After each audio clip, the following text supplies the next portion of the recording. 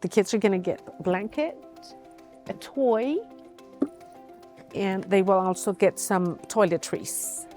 I've been fostering a little over, coming up on 5 years. I started a little bit before COVID. I fostered and provided respite for over 16 kids.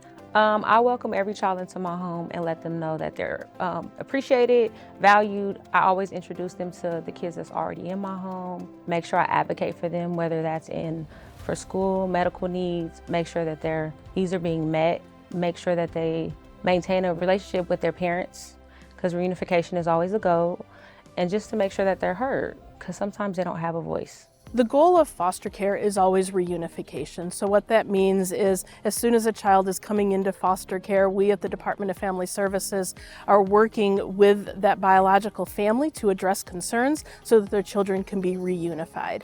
Foster parents are an integral piece to this because they are the ones who have any current information on the child. They're working with the child, they know what the child needs, and they can be a service and a support to that parent so that the parent can get some additional mentorship and guidance from another parent that's walking along them with this journey. As a foster parent champion staff in the unit, my role is to be able to provide resources and supports to the caregivers. Sometimes there's emotional support, not just resources like clothes. Many times emotional support for the caregivers is very important because it can be challenging and it can be emotionally charged at times. One of my favorite things about my job is really being able to connect with and meet with families. And one of the great ways that we can do that is by meeting with families at one of our many events that we do throughout the year.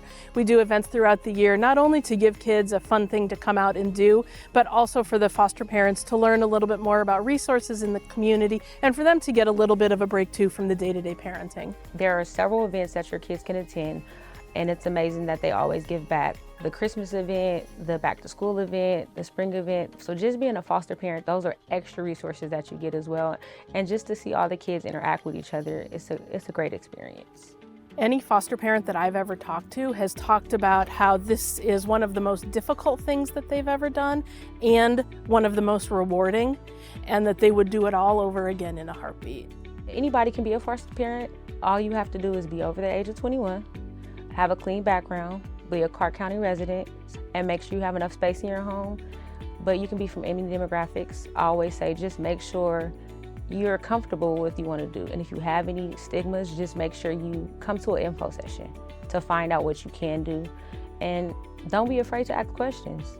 It only takes one caring adult. So if you care enough, you can make a difference.